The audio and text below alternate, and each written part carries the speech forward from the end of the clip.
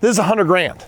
Just because I have money doesn't mean I'm gonna use it to buy real estate. In fact, I built my entire portfolio with less than $3,300. You don't need money to make money. In the game of real estate, that's especially true. There's 5 really great methods for acquiring real estate with no money whatsoever. And in this economy, with where real estate is headed, you wanna get your hands on as much real estate as possible. Take it from the guy who started from nothing that has over $2 billion in real estate today. In today's video, I'm gonna show you how broke people can buy real estate. One shot, now the future is yours. Go! I knew that I wanted to own real estate and I was broke. I had no money, and my very first mentor said, okay, Kris, you've been at this job for a year, you're also a college kid, keep this job for another year, you'll have a 2-year work history, then you can get a loan with the banks. And he said, on top of that, save $5,000 in the bank. It's not a lot of money, but that'll help you with your 3% down payment. Oh, and by the way, get a couple more credit cards, show that you can, use credit responsibly. And I got this advice, and back then it was all I had. And the guy who gave it to me had made over $10 million in real estate. So I thought, this is probably good advice, right? Well, it took me 14 months to save up $5,000 and to keep that job for another year. And sure enough, at the end of that period, I was able to come in with a very small 3% down payment on my very first property and get my start in real estate. But if I had to go back to the beginning, would my advice really honestly be, why don't you just wait 14 months and do a lot of nothing? No. In today's video, I'm gonna show you 5 different strategies that do not require a year or 2 or whatever of waiting. It doesn't require you to set more money aside. There's ways of transacting real estate right now that just require a little bit of strategy and a little bit of a formula for ingenuity. And guess what? I got all that coming your way right now. 40% of the average millionaire's wealth is tied up in real estate. But how can you invest if you don't have any money to start with? Here are 5 ways to make that happen. So number 1, let's talk about seller financing. This is one of my favorite strategies. It's how I've bought several homes. The seller acts as the lender, allowing the buyer to make payments directly to them instead of obtaining traditional financing. The house that you're trying to buy, someone owns it. That means they likely have a loan with the bank. That means that they've already gone through the work of getting the loan set up, and as long as they make their regular payments to the bank, everyone's happy. Why don't you come in and basically assume the loan, or let the seller that owns the home basically be the bank? After all, they have a loan with the bank anyway. Chances are if they got the loan longer than a couple of years ago, they probably have better interest rates anyway. So what does that look like? So here's this house. Isn't it so beautiful? It has a value of $250,000. The person owes $150,000 on it, and they have a mortgage. And the mortgage for this right now, let's just say, costs them $1,400 a month. Well, they want to sell this home. They've got some equity. Imagine for a moment what happens if you basically say, hey, why don't you finance the house for me? Your payments are $1,400 a month. Can I pay you $1,600 a month? And they're thinking, wow, I'm going to have a positive cash flow. And they're probably going to say, well, what are you going to buy it for? You could say, well, I can buy it for $200,000. And they say, no, we'd probably sell it for $220,000. So you say, great, I'll make you payments of $1,600 a month and I'll buy it from you in let's say 5 years for $220,000. Well, watch what happens. I have a purchase price of $220,000. Remember, it's worth $250,000. They're giving it to me for $220,000 and they're giving it to me in 5 years. What is this probably going to be worth in 5 years? Well, imagine that it's worth $300,000. This is the FV, the future value. Well, that's $80,000 more than it's worth, and that's in 5 years. And on top of that, let's just say that I can lease this out to somebody for $2,000 a month on a lease option, something I'll tell you about later. Well, now I'm actually producing $400 leftover dollars a month because I'm paying them $1,600 a month. I'm collecting $2,000 by someone else being in the house. I'm positive $400 a month. I didn't need a loan, I didn't need a bank, and when I sell it, maybe I clear $80,000, but I didn't come out of pocket. That's just the first strategy. Okay, here's the second strategy. It's called wholesaling. Finding deeply discounted properties and then assigning the contracts to another investor for a fee without actually purchasing the property yourself. Okay, so imagine that there is this home for sale, and for whatever reason, the person is selling it undervalued. So it's worth $250,000, and they're willing to sell it to you for $180,000. Now you might be thinking, Kris, this is kind of crazy. You're telling me that someone would sell their home $70,000 less than it's worth? There's all sorts of reasons why this happens. It could be that the person that lived in the house died, or maybe they're getting divorced, or maybe they're retiring and they just don't care. There's always a story, there is always a reason.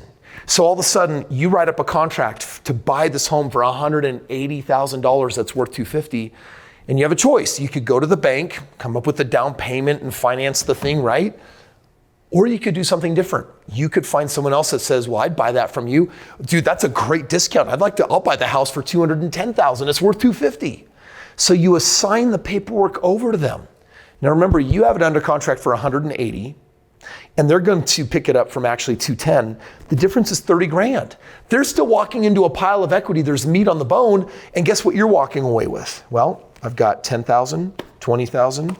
There's $30,000. You didn't even buy the home. It's literally all done through paperwork. Did you know that I own a company that just does that all day long? This is real, and those deals are everywhere. And if you want to learn more about them, you should definitely click the link below, because I'll show you where to find them.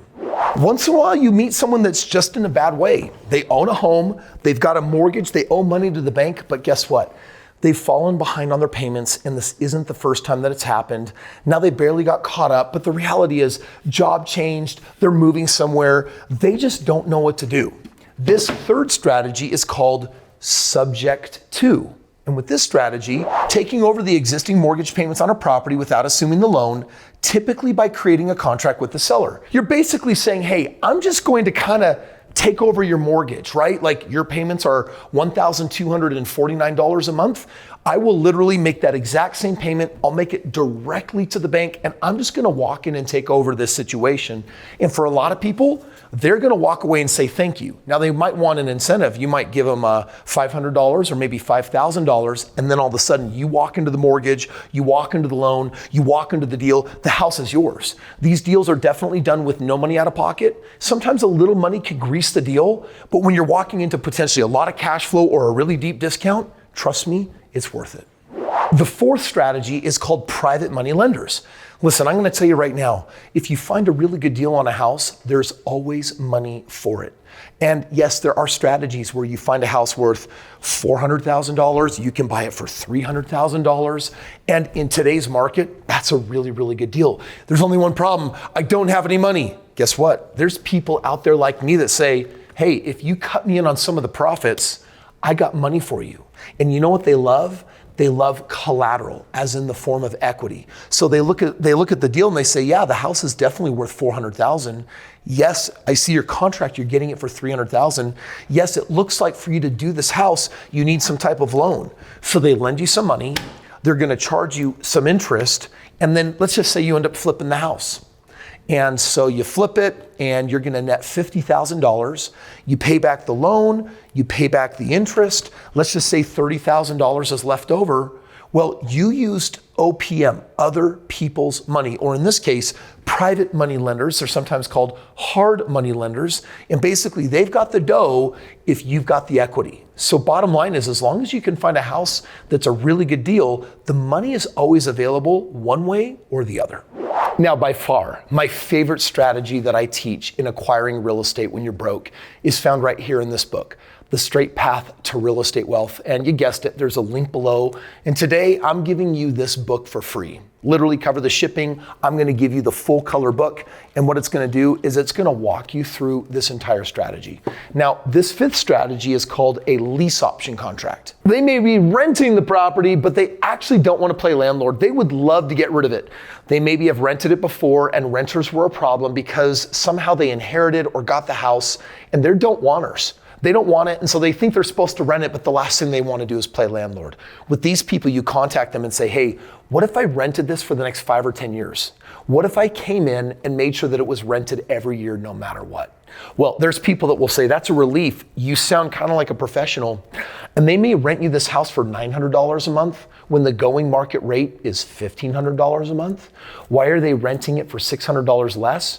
Because they're not in the real estate business. There's a sentimental reason why they want to hold on to it for a few more years, but they want someone else to manage the whole thing. So you come in and say, I'll handle that for you. Well, they basically do a contract, you take over, you negotiate a price, then you're going to follow verbatim my strategy, find a family that wants to move in, and while going rates are $1,500, guess what they're gonna do? They're gonna pay $1,700 or $1,800 because they wanna buy it. You negotiate a purchase price where there's a spread. You're gonna make money when you're acting in between the two people. But more importantly, you may be cash flowing $600, $700, $800 a month on this. Now imagine how game-changing that looks like. Renting a property with the option to buy at a predetermined price within a specific time frame with a portion of the rent applied towards the purchase is really what a rental contract looks like, with an option for them to buy it down the road. So lease with an option to purchase or rent to own is exactly what I'm talking about. My first 25 properties that I ended up buying with less than $3,300 out of pocket built me a $1.6 million portfolio with the exact strategy laid out in this book. And I'm gonna give it to you entirely for free. It is, of the 5 methods, it is hands down my favorite way of transacting real estate with no money down whatsoever. And I got students all over the country, and you know what? They will buy and sell properties this way, which means they're not coming out of pocket, they're increasing their cash flow, they're living the dream. And if you wanna get a part of that dream as well, it's free. Click the link below, get this book, let me show you how. Listen, you've heard that you can make millions of dollars in real estate. But have you had an expert actually break it down and show you the real numbers of how someone creates wealth often from nothing? You're definitely gonna wanna watch this video right here because I'm gonna give you the simple breakdown and I'm gonna show you how to become a multimillionaire in real estate just like me.